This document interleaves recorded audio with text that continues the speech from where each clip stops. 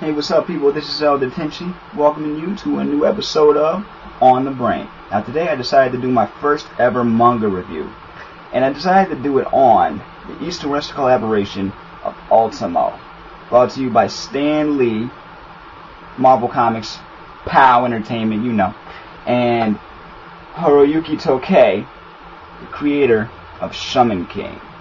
Now, the thing about Ultimo is, okay, at first, some people thought it was, it was a toss-up because looking back, not a lot of people were into the idea. I saw the artwork and immediately I was saying, man, this is gonna be good. Not just because I'm a fan of both, of both creators, but the fact that it's, that it's a East and West collaboration. It's a collaboration. And you never know you never know what they're gonna come up with when you combine two different minds from two different sides, from two different sides of the world together, and this is what they came up with. Ultimo's Volume 1 and 2 right now. I don't know how long it's gonna be because this is still new. Anyway, the story, it starts out like this. You got first person you're introduced to is this group of bandits who are basically rebelling against where they live because they believe that it's corrupt, which I can understand that. Well, not completely, but you know what I mean. And you're also introduced to this weird guy, Stan Lee's character, because it looks just like him. His name is Dunstan, and when he is, when he's about to be, basically, it looked like he's about to be mugged by these bandits. They look at these what look to be boxes. Well, to me, they look more like caskets. And you see, here's a good picture of Dunstan right here. And you see Ultimo and Vice.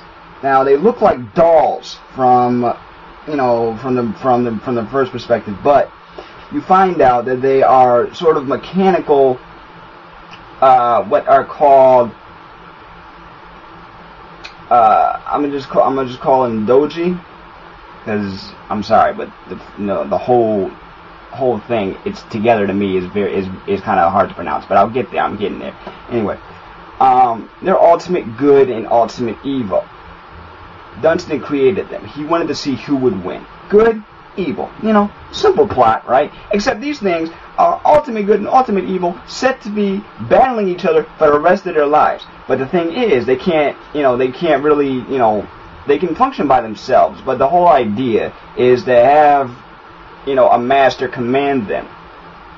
And Ultimo, being ultimate good, he, here's Vice, and then there is Ultimo, and their whole thing is they need a master to tell them what to do, but they usually, they choose who they think is worthy of being their master.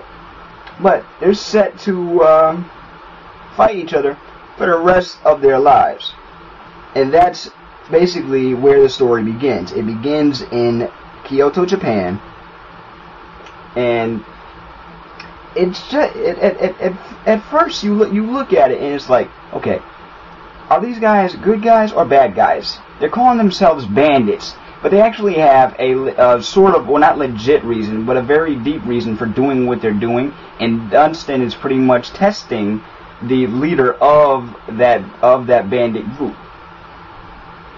Fast forward years later, like centuries later, you see the reincarnation of the bandit, and his name is Yamato.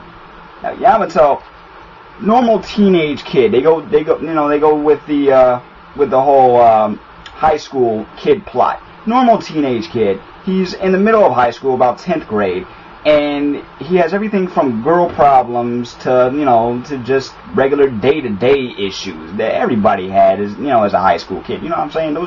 Those years themselves are very awkward. I'm so glad I'm done with it. And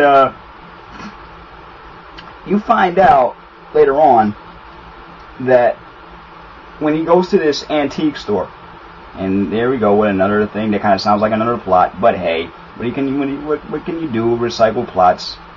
Anyway, he goes to this antique store and he finds Ultimo in a case. Now, apparently Ultimo, you know, something happened. I'm not gonna give you any spoilers. Something happened to Ultimo where he is basically unconscious. They meet up because something about Yamato wakes him up, and then the adventure begins from there. Well, it continues on from there. You find out more about what the heck the purpose is during that time. And that's pretty much part of Volume 1. I don't want to give too much away, but if you look at the artwork just really quick, look at the artwork just really quick. You can tell that it was, you know, that it was pretty much drawn by the same people that did Shaman King, and you know, and they added a little bit more to it. There's action all through this, but there's also some comedy. It is sort of a cliche plot, but yet I like it anyway. I love it. I've been following this when I found out that it was going to be created in the first place, because I just wanted to see what they would come up with, and here it is. I got volumes 1 and 2. 2 just previously came out, and volume 2 gets a little deeper into the story. You're introduced to more doji, more characters, of course, and in the story, and more people that, you know, have all, a bigger purpose than what you think in this story. Some people look at it like, you know what, I'll try it out. Other people look at it like, no.